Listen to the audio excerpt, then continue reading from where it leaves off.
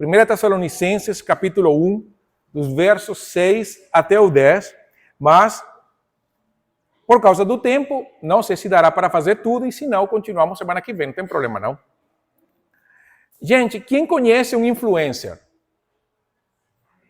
Conhece mesmo, conhece. Um influencer. Influencer. Não, quem... Piada, né? Ainda bem. Piada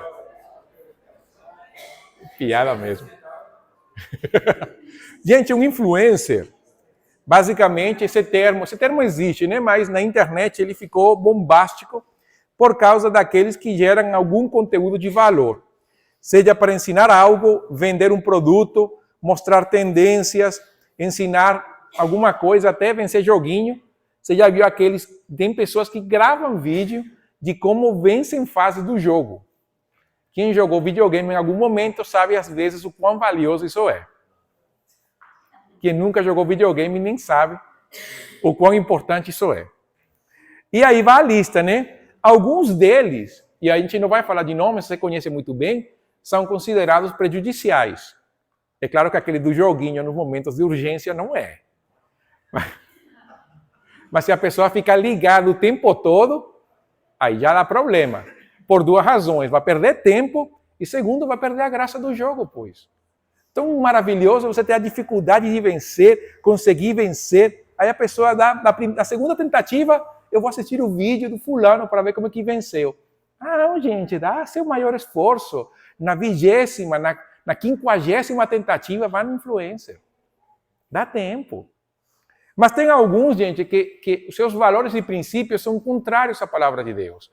Mas nós temos também pessoas boas. E tem alguns que se encaixam no texto de Paulo a Filipenses, no capítulo 1. Alguns pregam Cristo de boa vontade e outros de má vontade. Nós temos muito herege de plantão na internet. Mas Paulo vai falar de dois tipos de influencers neste texto. Vai falar dele como influencer, ele e sua equipe, Paulo, Silvano e Timóteo, mas também vai falar para os tessalonicenses, vocês também são influencers. E nós temos que pensar nessas duas áreas. Nós somos influenciados por alguns e, ao mesmo tempo, nós influenciamos outros. Você influencia outras pessoas. Não pense que o único influencer é aquele que está numa câmara, alguma coisa e tal. Não tem nada a ver. Você é um influencer. Aí todo mundo vai ficar, nossa, que coisa, né? Eu sou influencer. Vamos lá para os versos 6 ao 7. Você sabe que nós estamos nos agradecimentos de Paulo, agradecendo a Deus e tudo, nós vamos nos versos 6 e 7. Paulo fala assim, e vós tornastes nossos imitadores e do Senhor, recebendo a palavra com uma alegria que vem do Espírito Santo, mesmo em meio a muita tribulação. Dessa forma, tende-vos tornado modelo para todos os crentes na Macedônia e na Acaia. Oramos. Senhor, nesta manhã nós queremos te agradecer e te louvar pela tua grandeza, o teu cuidado, o teu grande amor, ó Deus. Obrigado pelo privilégio que nós temos de participar deste momento maravilhoso em que nós falaremos também da tua palavra. Fala conosco, ó Deus, que a tua palavra nos traga vida e conforto. Em nome de Jesus. Amém. Então, perceba como Paulo vai dizer, vos tornastes nossos imitadores. Há uma imitação, e a palavra ali tem a ver muito com mimetizar, quando a pessoa vai se transformando parecido a algo. Calvino fala que a suma é que uma evidência, a evidência de uma eleição, lembra que Paulo falou isso no verso 4 e 5, a suma é que uma evidência da eleição divina se revelara não apenas no ministério de Paulo, na medida em que estava provido do poder do Espírito, mas também da fé dos tessalonicenses, de modo que esta conformidade é uma atestação poderosa dela. Como Paulo sabia, quando Paulo fala no verso 4, sabemos que fostes escolhidos por ele. Aí Paulo vai falar de duas características. Primeiro, por causa do ministério dele. Isso eu falei semana passada. Mas agora Paulo vai focar neles, na recepção que eles tiveram. E Paulo vai dizer, nós sabemos que vocês foram escolhidos por Deus pela maneira como vocês agiram, pela maneira como vocês responderam, não uma vez, mas sempre. Porque às vezes nós focamos muito na conversão, e Paulo vai além da conversão. E esse, principalmente, às vezes, pode ser o nosso problema quando alguém é batizado. Pensamos que quando a pessoa batiza, resolveu. E não é. O batismo é início de jornada.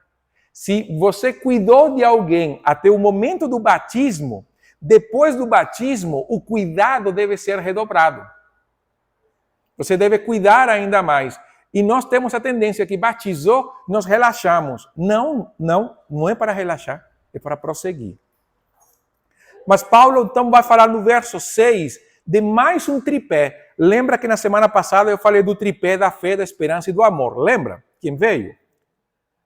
E agora Paulo vai falar de mais um tripé em termos da imitação dos Tessalonicenses a Paulo, Silvano e Timóteo. Porque lembrem que na viagem missionária de Paulo, quando pregou aos Tessalonicenses, Paulo, Silvano e Timóteo estavam ali. No verso 6, vamos ler de novo o verso 6.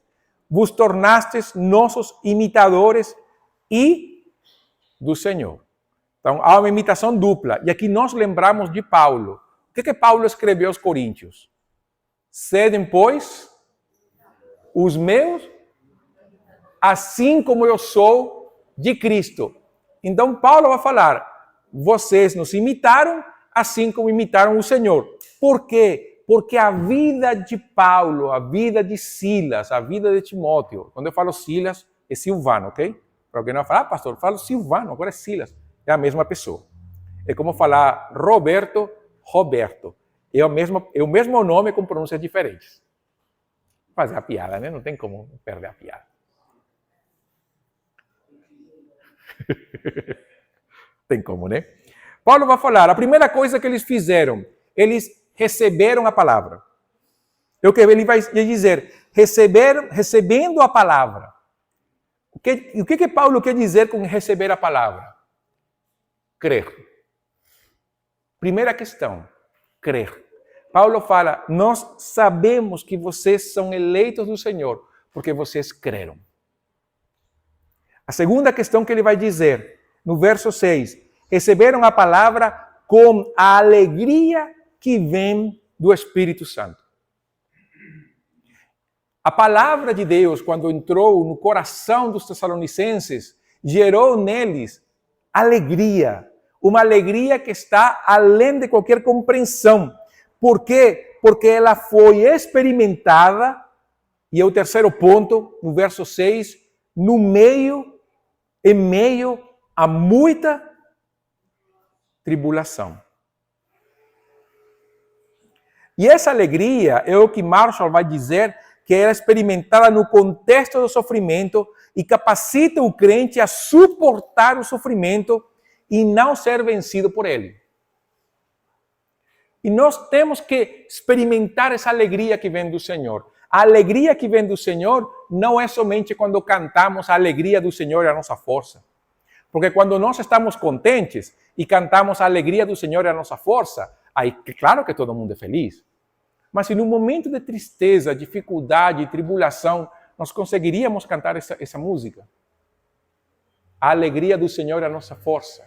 A Ele toda a honra e toda a glória. Nós deveríamos. Nós deveríamos. Quando eu participei, junto com a Lisete e os meninos, na Transcopa, no momento evangelístico na Copa do Mundo, nós estivemos no Mineirão, no jogo do Brasil-Chile. Nós estivemos no Mineirão, no outro jogo que veio após, né? E eu lembro que quando acabou o jogo, o Brasil venceu o Chile, se vocês lembram, nos pênaltis. Quando o pessoal estava descendo do estádio, os cristãos estavam cantando "O nosso general é Cristo". Só que eu ouvi um chileno falar assim, eu quero ver se eles vão cantar a mesma música se o Brasil sair derrotado. Isso ficou na minha cabeça. Quando eu já em casa assistimos aquele jogo que a gente gostaria de esquecer, e foi lá no Mineirão, eu lembrei, será que o pessoal da junta estaria cantando também o nosso general é Cristo depois do 7-1? Aí a resposta é, deveria. Porque a alegria do cristão não estava na possibilidade do hexa. Mas sabe o quê? Às vezes nós condicionamos a alegria do Senhor quando as coisas estão boas. Eu me alegrarei no Senhor quando tudo estiver dando certo. E não é isso que Abacuque fala no seu salmo. E você deve lembrar porque tem a música do Fernandinho que canta isso, né? Ainda que a figueira não floresça, ainda que nada dê certo, para fazer o resumo, eu me alegrarei no Senhor. E o que Abacuque fala é justamente de perder tudo. Sabe por que perder tudo? É tipo Jó, perdeu tudo e ele falou, o Senhor deu, o Senhor tirou, bendito seja o nome do Senhor. Alegria. A igreja Tessalonicenses, ela foi fundada em meio de grande tribulação, grandíssima tribulação.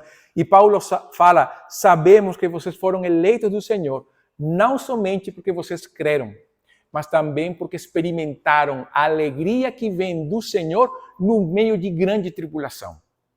Não foi na alegria quando receberam a palavra, que com certeza eles tiveram, mas que no momento da grande tribulação que eles passaram, eles tiveram a alegria no Senhor, eles se alegraram no Senhor. E nós estamos falando de contextos de perseguição religiosa.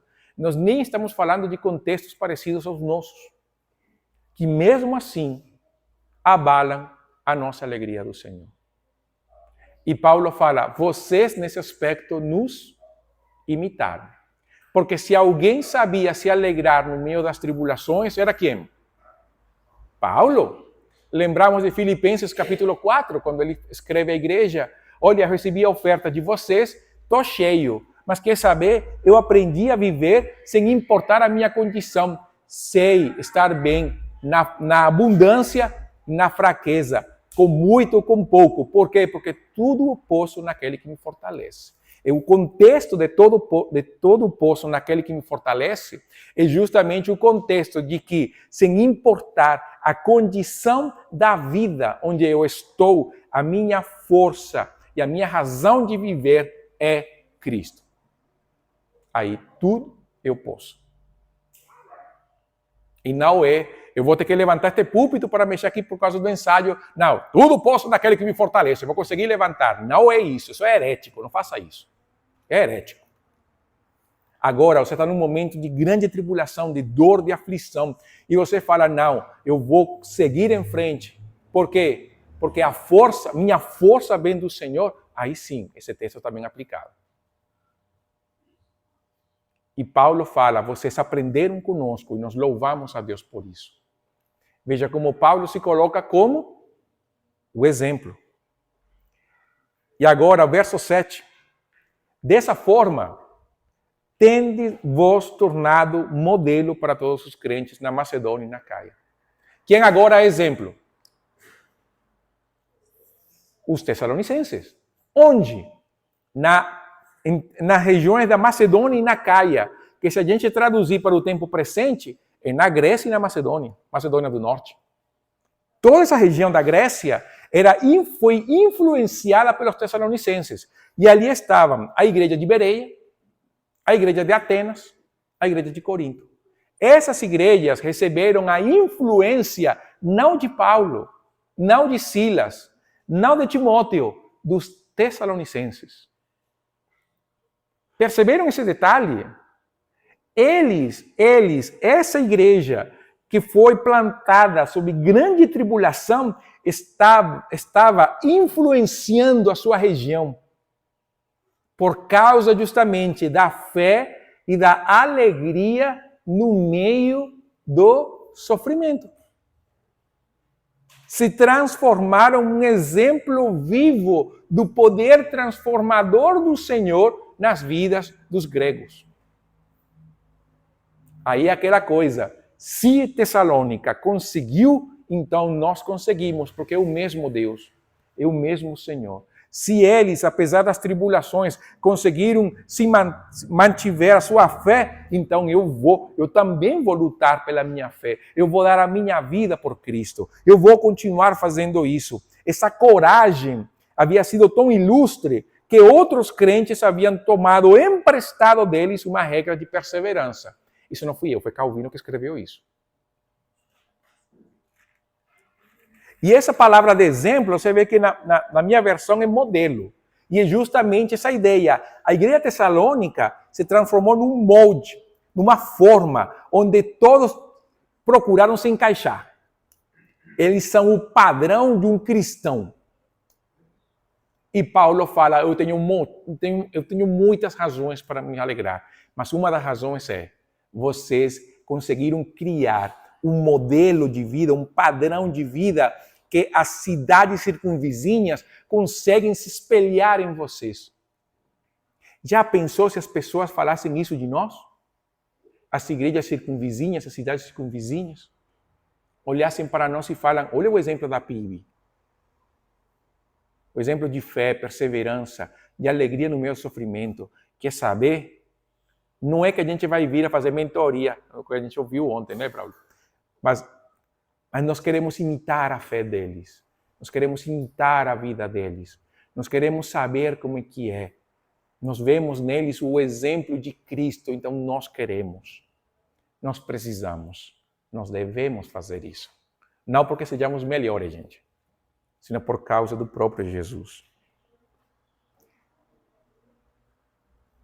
Por quê, gente? Porque nós somos o que imitamos.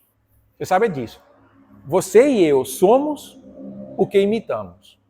Nesses dias eu estava conversando com uma amiga de longa data, né? A gente na igreja desde adolescentes, estava falando justamente do sogro dela. O sogro dela foi a pessoa que eu, quando era novo convertido, foi meu modelo de oração. Foi. Bom que eu falei com ele uma vez, né? Eu falei, meu modelo de oração, eu aprendi a orar foi ouvindo o irmão orando nos cultos.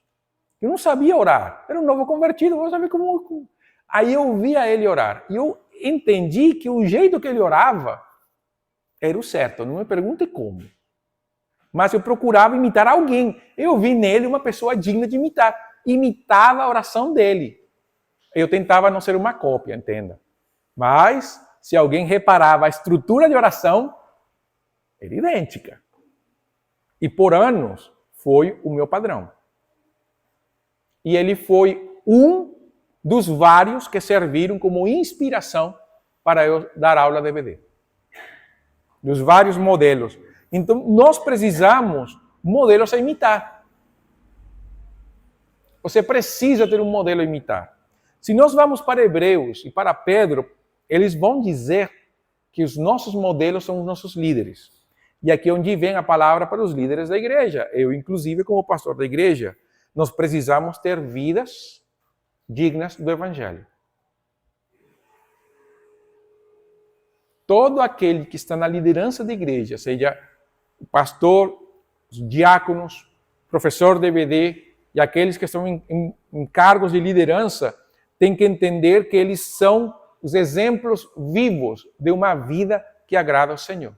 Em fé, em palavra, em esperança. Nós precisamos ser. Isso vai, inclusive, com aqueles que tocam e cantam no louvor também, porque eles exercem uma influência. Agora ninguém vai querer cantar, né? Não, não é isso, não. Por quê? Porque nós comumente tomamos como padrões pessoas que estão mais longe do que nós. E eu sempre lembro de alguém que fala assim, você segue um pastor lá na internet e tal e coisa, tem um problema para ver se ele vai te atender. Então nós precisamos nos aproximar, e há uma aproximação dupla, entenda. Há uma proximidade dupla. Eu me aproximo de você, você se aproxima de mim, nós precisamos uns dos outros. E nós precisamos imitar o exemplo. Eu estou falando que você fale como eu, porque seria um exemplo completamente negativo, né? E eu preciso aprender de vocês falar melhor. Mas se imitarmos as pessoas certas, teremos crescimento saudável. Para quê? Porque outros vão nos imitar. E é interessante porque querendo ou não, nós reproduzimos os comportamentos dos nossos líderes, das pessoas que imitamos. Nós reproduzimos, mesmo que você não queira. E por isso, nós devemos influenciar de duas maneiras. Nós devemos influenciar individualmente, encorajando-nos uns aos outros na fé, nas boas obras e na prática regular da comunhão. E vamos para Hebreus capítulo 10. Hebreus capítulo 10, versos 23 e 25.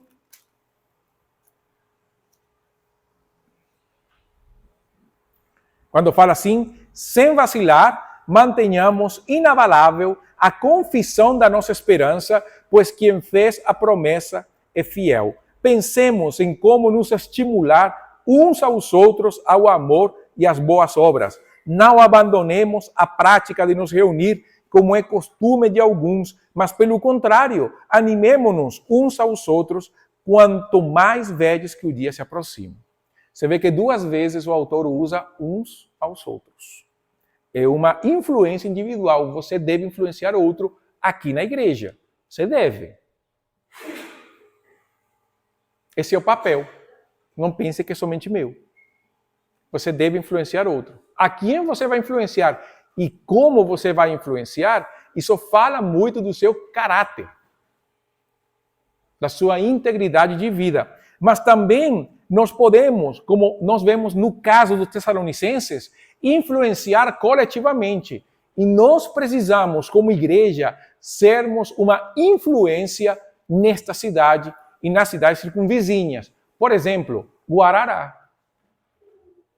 Nós somos a Pibibicas, sim, mas nós temos uma influência enorme em Guarará e nós temos que assumir essa influência. Mesmo nós sendo a Pibibicas, a nossa influência abrange Guarará, inclusive Maripá. E nós temos, por causa, não porque somos melhores, não é porque o nosso templo é mais charmoso, não é porque nós somos mais técnicos, ou melhor, ou termos um som melhor, ou um louvor mais mirabolante, ou qualquer coisa dessa. Não é isso que deveria chamar nossa atenção, ou chamar a atenção das pessoas, senão nós como igreja, como sociedade, como comunidade de fé, nós precisamos ser um exemplo vivo de Cristo ao mundo. Você e eu. Individualmente, coletivamente, somos chamados a influenciar. Então, você quer saber quais são os primeiros influencers? É você. Você influencia na sua casa. Você influencia no seu trabalho. Você influencia na escola. Você influencia na sociedade, na sua empresa, onde você estiver. Você é o primeiro influencer. Através do exemplo vivo. Você deve imitar Cristo. Imite Jesus. É claro que o compromisso nosso como líderes, é imitar Cristo e que vocês possam ver um exemplo vivo do Senhor. Isso é um compromisso que, mesmo que eu não fale, é um compromisso que tem que ter. Todo líder da igreja tem que ter esse compromisso. Eles têm que ver nosso comportamento, eles têm que ver a nossa esperança, a nossa fé, o nosso compromisso, a nossa integridade. Eles têm que ver tudo isso e dizer, olha, se eu sei que a vida cristã é possível, é porque na igreja está fulano, fulano e fulano, eles mostram isso. Na verdade, não deveriam ser 3, deveriam ser 10, 15, 20, né? Deveríamos ser todos.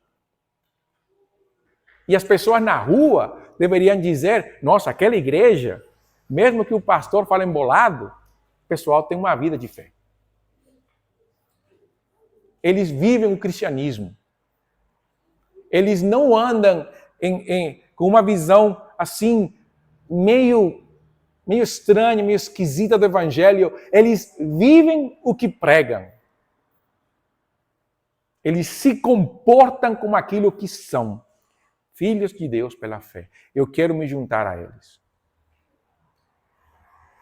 E eu encerro com isto. Nós não podemos criar desculpas a respeito da pouca desistência de pessoas não cristãs na igreja por causa da dureza de coração do mundo. E não é, nunca foi, biblicamente nunca foi uma causa para que as pessoas não viessem a Jesus. A verdadeira causa está quando nós, como igreja, não damos o verdadeiro testemunho de uma vida cristã. Porque, eu volto a dizer, pior do que a nossa sociedade era a sociedade romana. Era pior. E houve muita conversão. Porque a vida poderosa da igreja. Uma fé viva que se manifestava na alegria do Espírito no meio das tribulações. Você poderia se alegrar quando Trump venceu ou ter chorado com isso. Quer saber? Isso em nada influencia a nossa esperança gloriosa em Jesus. Em nada. Pode influenciar muitas coisas. É claro que vai influenciar muitas coisas. Mas o que mais deve nos mover é Cristo. O que deveria, aliás, nos mover é Jesus. E ali onde nós entramos, nós precisamos uma esperança bendita e gloriosa no Senhor, que me leve então a uma vida de entrega, de tal maneira que eu vou abrir mão de tudo por causa dele. De uma esperança bendita. E ali acontece o que acontecer, nós permaneceremos firmes no Senhor, porque a nossa certeza não está em nós, está naquele que nos salvou. E porque nós podemos, como igreja, vencer qualquer circunstância difícil contra nós, porque Cristo venceu na cruz. Amém?